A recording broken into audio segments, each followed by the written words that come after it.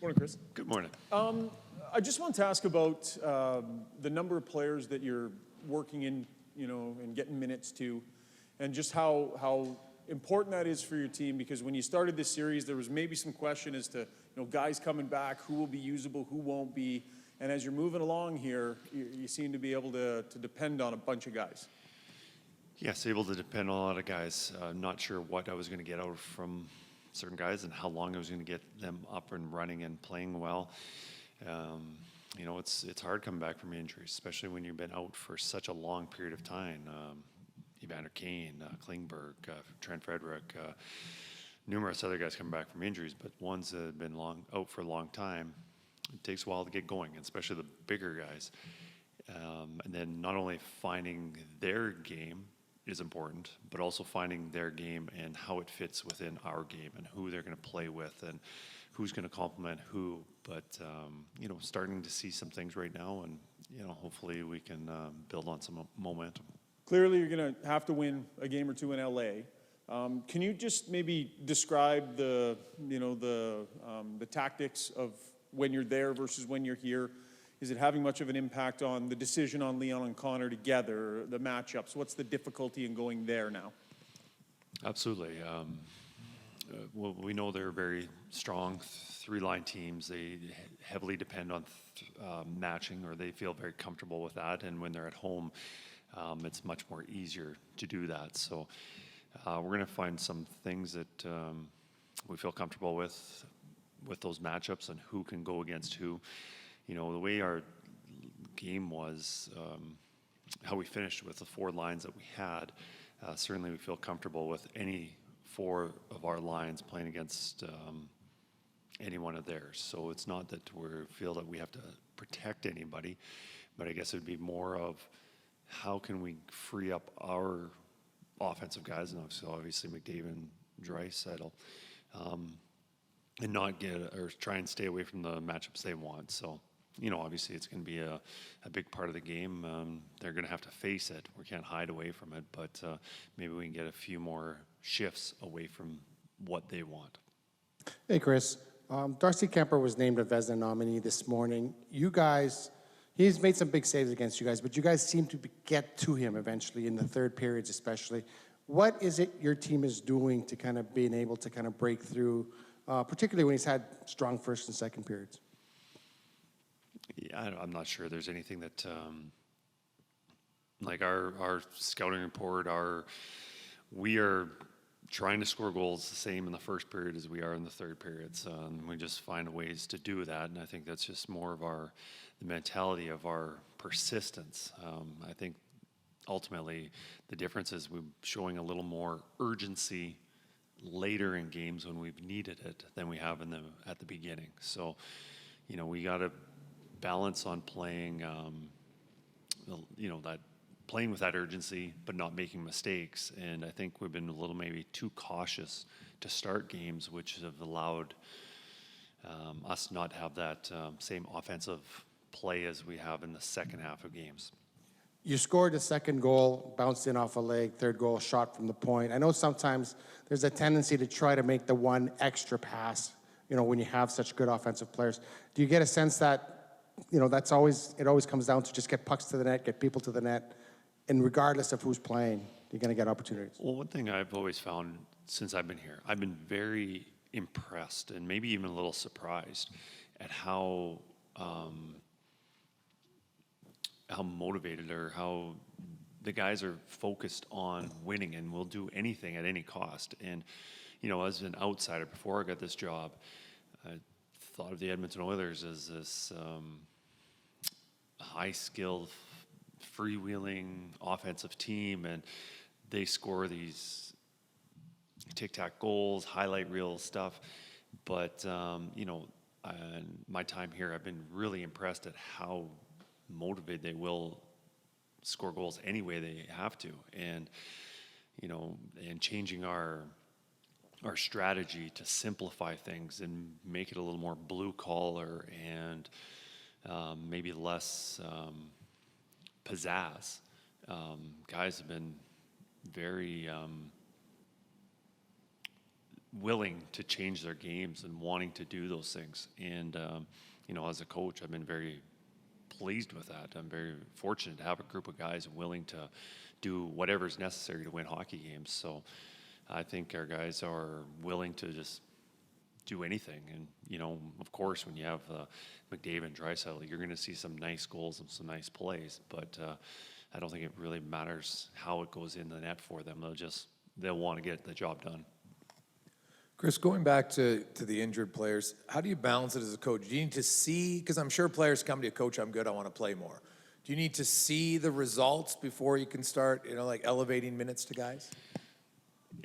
In the playoffs, it's a totally different situation. In the regular season, they want more ice time. They want more opportunities. I think right now in the playoffs, they're all bought in and don't really care what their role is. Of course, they want to contribute. They want to play more, but they understand whatever is needed, they'll do it. For his coach, trying to balance on what's right, who's playing well, but who's also building their game to help us in the long run. And, I think, early in the series, Trent Frederick, Evander Kane, they're just come from an injury and they're not at their best, but we're sure hoping that they're going to be getting better as we continue on. And, they have. And I'm very surprised at how much better they've gotten in such a short period of time. So hopefully they can continue that. When you mentioned too cautious early on, yesterday you had like 3 or 4 really good looks in the slot from some of your guys, and then they passed off to guys. Is that part of the being cautious? Is there a little bit more of being selfish when you're in that good shooting lane to rip it? It's a fine line. When you do have a good scoring chance, you never want to see it go away, but it's all about, the math. If you have a shot from, maybe it is a scoring area, and, you're probably looking at that shot as maybe 15, maybe 20% chance of that puck going in. But now if he passes it off to somebody and it makes the goalie move, and if that pass is executed, you're looking at probably the chance of that next shot going in as 50 or 60%. So when the play is made, it looks great and wow, that was a good play. So as a coach, you have to be careful on, when they make that play, it doesn't work out. As a coach, you want to get mad at that player. When it works out, you're congratulating that player on that play, even though it was the same. And it's just the fact that did it get executed or not. So, yes, I'd like more shots from the slot. I don't want to get any scoring chances passed up. But you also have to be careful on, the play that might be available. So, Kris, on the second goal by Fogle, your goalie thought it was interference. Did you look like you were looking at it like you might challenge that play, but you did not, and why? We were, but we didn't consider very long. It would be different if the puck was, let's just say there was some separation from the puck and the pad. If he pushes the pad and then the puck in, that would be goalie interference. But that puck was pretty much lodged right on the pad. The player has free will to push that puck, make a play on that puck, which is exactly what he did. So pretty confident that if we did challenge it, would have been a failed challenge. And you talked about, or we've talked about LA only playing 4 defensemen for the most part. You didn't play Emberson in the last period and, in the overtime. Did you just get lost in the shuffle, or what happened there? Ty has done an outstanding job with the penalty kill. He's one of our top guys on the penalty kill. We need him for that. I think he's a good defensive player. You look at the guys that we have on our back end, and I think it's fair to say that there's other guys that would provide more offensively, provide more, Klingberg, obviously Bouchard, Nurse, Kulak, all these guys. Not that Ty played a bad game the other night, but I think we were chasing and we needed a goal, and certainly I don't think any of our guys they could handle the minutes that they'd played. And then once we tied it up and going into overtime, you've got a player that hasn't played for such a long period of time, and now you're putting him in, that makes it a little more difficult. So I think that was the strategy, and no issues with Ty playing going forward. I presume you're coming back with the same goaltender in Game 5 since he's won the last 2 games? We'll evaluate it and make that decision tomorrow. You talked about, before I go, you talked about your play rolling 4 lines. They're only playing 3. Does that make it more interesting for the coach because you're not sending a 4th line out against the other team's 4th line? You've got 4 lines that are playing. They're only playing 3. There's pros and cons. When you're having 3 lines, your top 3 lines, and you're pretty much your top 3 lines are your best players. And when those players are out regularly, they're going to contribute more. They feel more involved in the game, and you have your better players on the ice more. But I guess where some advantages are with if the game goes longer, if it's a physical game, or I don't know, whatever it is, the longer it goes, I guess it would fall in to our advantage. But yeah, I don't know. But we need to certainly not get down early in the games because you can't always make those comebacks. We've been very fortunate to do it a couple times, but let's start in LA, especially in their building, how well they play there. We will have to have a very strong start. We've been talking about hitting all season long. I just wanted to ask about, with LA not playing a lot of players, your team, the physicality is ramping up. I think Hyman had 10 or a dozen or something last night. How have you felt that your team has done on that front, and what role does that play moving forward against a team that maybe late in games is getting worn down a little bit? Yeah, hopefully you're not seeing it on their injury reserve, or guys they're not losing guys because of the physicality, but maybe they're banged up. I'm not sure.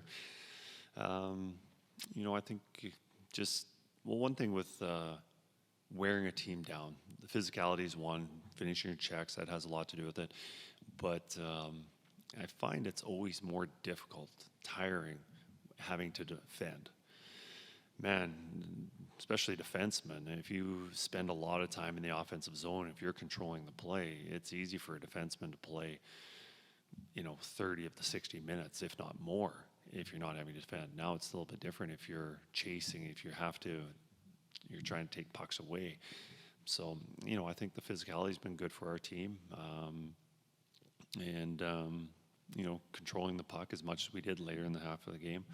But, yeah, certainly I think it's important, the physicality.